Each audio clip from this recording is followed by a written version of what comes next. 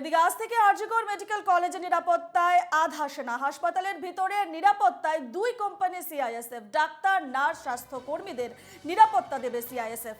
হাসপাতালের বাইরে আইন শৃঙ্খলার দায়িত্বে কলকাতা পুলিশ।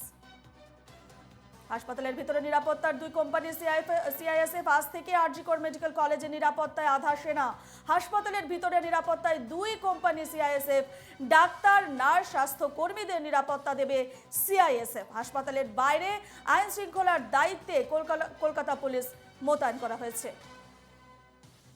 এ নিয়ে আমরা বিস্তারিত জানবো। আমাদের সঙ্গে সরাসরি রয়েছেন আমাদের প্রতিনিধি পৃথা দাশগুপ্ত। পৃথা, আরজিকর মেডিকেল কলেজে আজ থেকে নিরাপত্তায় আধা সেনা এবং যেমনটা জানা যাচ্ছে যে হাসপাতালের ভিতরে নিরাপত্তায় দুই কোম্পানি সিআইএসএফ এবং হাসপাতালের বাইরে আইন শৃঙ্খলার দায়িত্বে কলকাতা পুলিশ।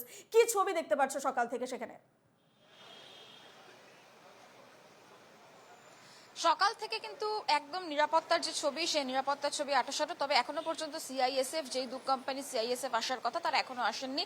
তাদের যে নির্ধারিত সময় রয়েছে মোটামুটি 10:30 থেকে 11:30টার মধ্যে তারা আসবেন এবং হাসপাতালের ভেতরে যে দু কোম্পানি সিআইএসএফ সুপ্রিম কোর্টের নির্দেশে সেটা কিন্তু আজকে থেকেই মোতায়েন করা হবে। আমি সরাসরি একটু ছবি দেখাতে কথা বলবো। আমার ঠিক পিছনে এমার্জেন্সি, তুমি জানো যে সুপ্রিম কোর্ট নির্দেশ দিয়েছে যে নিরাপত্তার দায়িত্বে থাকবে সিআইএসএফ, অর্থাৎ হাসপাতালের ভেতরে এবং হাসপাতালের বাইরে। সেক্ষেত্রে কলকাতা পুলিশ কিন্তু তারা নিরাপত্তায় থাকবে। স্বাস্থ্যকর্মী, চিকিৎসক থেকে শুরু করে জুনিয়র ডাক্তার প্রত্যেকের যে নিরাপত্তা, সেই নিরাপত্তা দেবে সিআইএসএফ। যেটা সূত্র মারফত জানা যাচ্ছে, গতকাল সিআইএসএফ এর যিনি ডিআইজি তিনি এসেছিলেন এবং এসে কিন্তু পুরো জায়গাটা রেকি করে গেছেন, অর্থাৎ ডিপ্লয়মেন্ট কোথায় কোথায় হবে।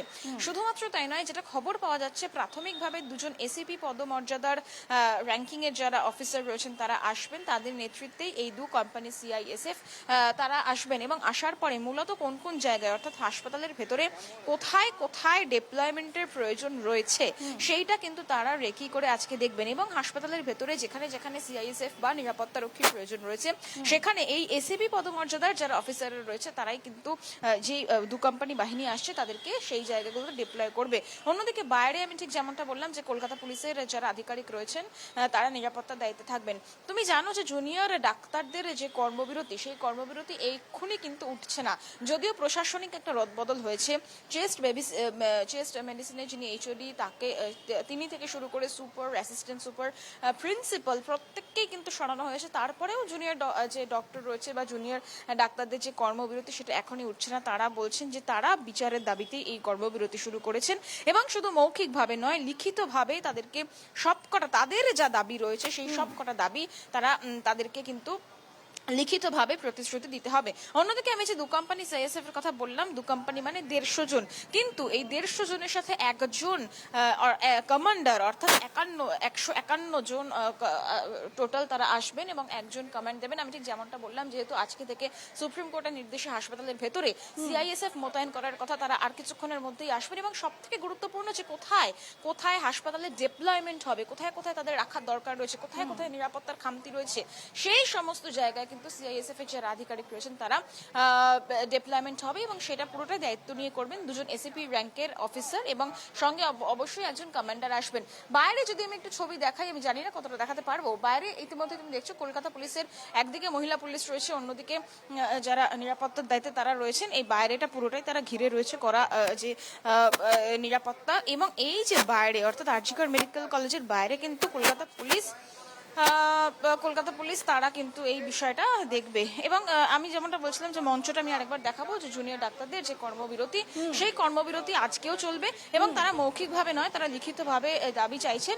এবং যাদের রদবদল করা হয়েছে প্রশাসনিকভাবে, তারা আজকে দায়িত্ব নেয় কিনা সেদিকে অবশ্যই প্রত্যেকের নজর থাকবে। আমি যেমনটা বললাম যে প্রশাসনিক একটা রদবদল হয়েছে, যদিও প্রশাসনিক রদবদলের পরে এখনো পর্যন্ত কিন্তু জুনিয়র ডাক্তারদের যে কর্মবিরতি, সেই কর্মবিরতি ওঠার কোনো এখনো ইঙ্গিত নেই। তবে জিবি মিটিং হবে, জুনিয়র ডাক্তারদের আজকে একটা জিবি মিটিং হওয়ার কথা এবং সুপ্রিম কোর্টে যেহেতু আজকে শুনানি রয়েছে, সেটাও আজকে জায়ান্ট স্ক্রিন করে এখানে দেখা হবে জুনিয়র ডাক্তারদের পক্ষ থেকে, এমনটাই বলা হয়েছে। এবং এই জিবি মিটিং অর্থাৎ জেনারেল বডি মিটিং, এই মিটিং হওয়ার পরে সিদ্ধান্ত হবে যে জুনিয়র ডাক্তারদের, জুনিয়র চিকিৎসকদের পরবর্তী পদক্ষেপ কি হতে চলেছে। তবে আমি আবারও বলছি যে আজকে দু কোম্পানি সিআইএসএফ তারা নিরাপত্তার দায়িত্বে আসবেন, হাসপাতালের ভেতরে তারা নিরাপত্তার দায়িত্বে থাকবেন। স্বাস্থ্যকর্মী, চিকিৎসক থেকে শুরু করে নার্স প্রত্যেকের দায়িত্বে থাকবেন। এবং শুধু তাই নয়, আজকে জুনিয়র ডাক্তারদের পরবর্তী পদক্ষেপ কি হয় জিবি মিটিং এর পরে, সেদিকে কিন্তু প্রত্যেকের নজর একেবারে থাকবে। সেদিকে আমাদেরও নজর থাকবে। এবং পৃথা, এই খবরের আপডেট তোমার কাছ থেকে পরবর্তী সময় নেব। আপাতত তোমাকে ধন্যবাদ জানাচ্ছি।